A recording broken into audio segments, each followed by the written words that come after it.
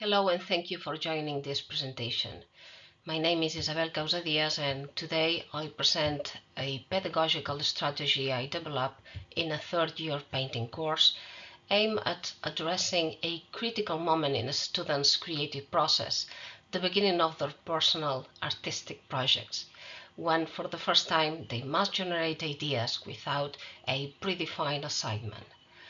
This approach uses generative artificial intelligence not as a creative shortcut, but as a catalyst for visual research, conceptual clarity, and also autonomous artistic inquiry. At the core of this methodology I'm presenting today are three main objectives: to assist students in defining coherent thematic frameworks from their artistic explorations, then to help them recognize visual and conceptual patterns within their previous works, and also to reduce insecurities related to conceptual uncertainties and to foster autonomous inquiry through structured interaction with artificial intelligence. In short, we are not using artificial intelligence to create final artworks, but to unblock the beginning of the creative process, the moment of highest vulnerability. Let me now walk you through the specific methodology we applied in the studio, step by step. We are focusing on a 3-month period at the start of the semester, what I call the zone of uncertainty. This is when students are asked to create a personal artistic project for the first time. They must define their own theme, theoretical framework, and visual language without a predefined brief. This is often overwhelming and many students get stuck. Our goal was then to support this process through a structured iterative method that combined theoretical grounding, pure dialogue, artificial intelligence interaction, and artistic practice. Let's follow the diagram together. There is this first theoretical session. We begin with a collective discussion that frames the purpose of this process. I introduce concepts such as visual identity, recurring motifs, and conceptual coherence. And then we talk in group about authorship, artistic voice, and how artificial intelligence will be used not as a generator of final works, but as a diagnostic tool. Secondly, there is this individual exploratory work. Each student then revisits their previous artworks. They analyze recurring gestures, formats, subjects, or themes. With my guidance, they extract key descriptors from their past works. Words like blurred, unfinished, domestic, or photographic, to say a few as an example. These become the raw material for prompt creation. Then we visit the contemporary art gallery. We take the class to a local gallery. The visit isn't just inspirational, it's analytical. Students are asked to identify visual strategies, thematic approaches, and curatorial decisions. This helps to contextualize their own practice within contemporary art. Then, number 4 phase is this autonomous work. Back in the studio, students begin to use the AI tools. Mainly, we are talking about tools such as Midjourney, ChatGPT, and Clip. They fit in the keywords we've developed and generate both visual and textual results, conceptual summaries, visual sketches, or even drafts of artistic statements. Crucially, they do this independently, experimenting with different iterations. Then we have this session for tutorials. During this phase, I meet with students one-on-one and in small groups. We critically examine the AI outputs together. I help them to connect these outputs with their ideas and artistic goals, and some results are discarded, others are rewarded, and this reflective dialogue is essential. Feedback sessions come in number 6 phase. Students share then their AI results and preliminary artworks with the class. This opens a space for peer critique and collective insight. We ask, is the AI helping you see new directions? Is it clarifying your interest or confusing them?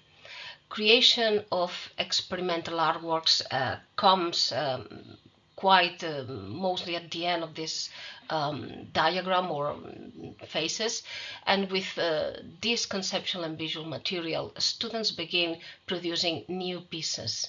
They translate AI generated sketches into painting, drawing, collage, always transforming the output through manual processes.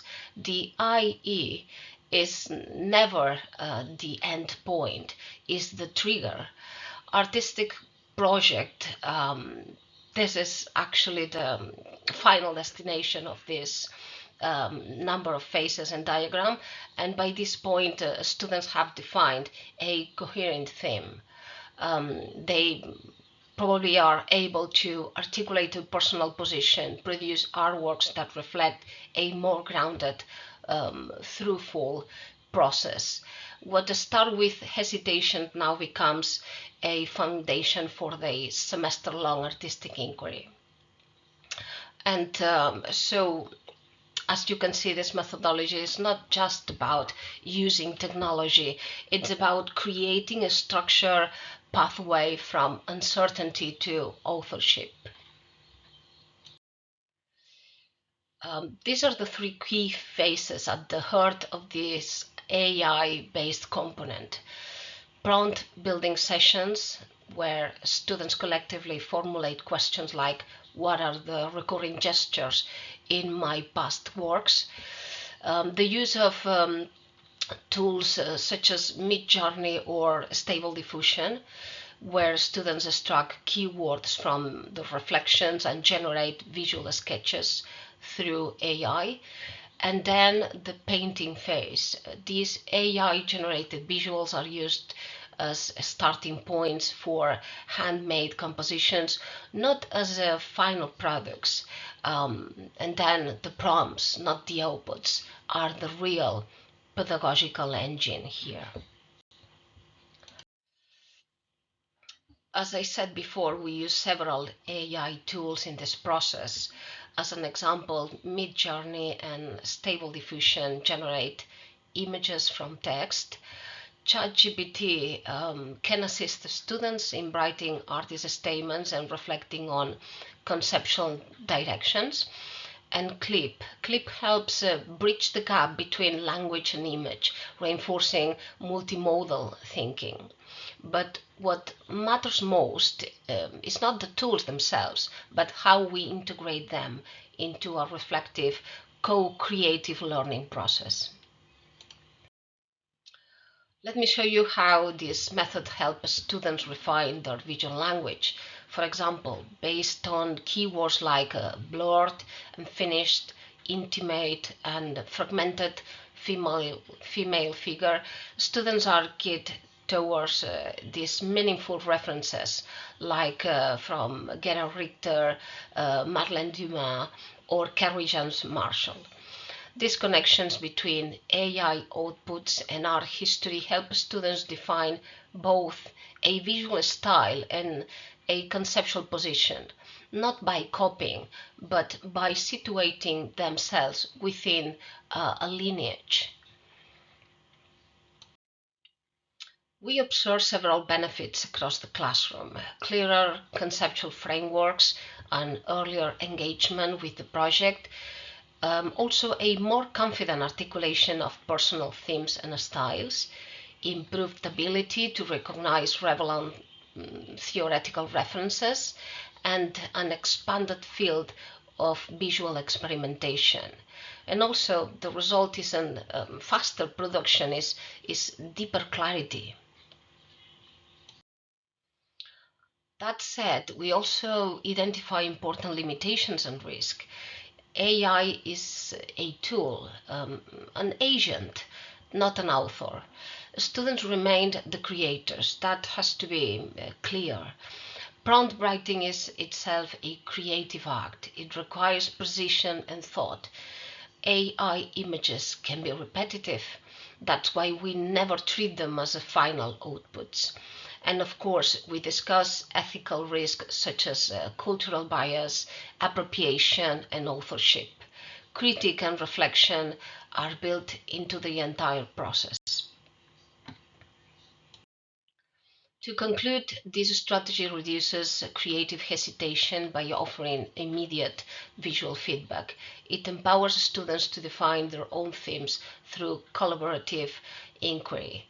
It preserves the materiality of painting while expanding these conceptual tools, and it opens new questions for future pedagogical development across drawing, sculpture, or performance.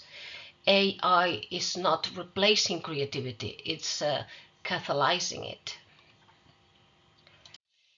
And that was all. That was my presentation. Thank you very much for your attention.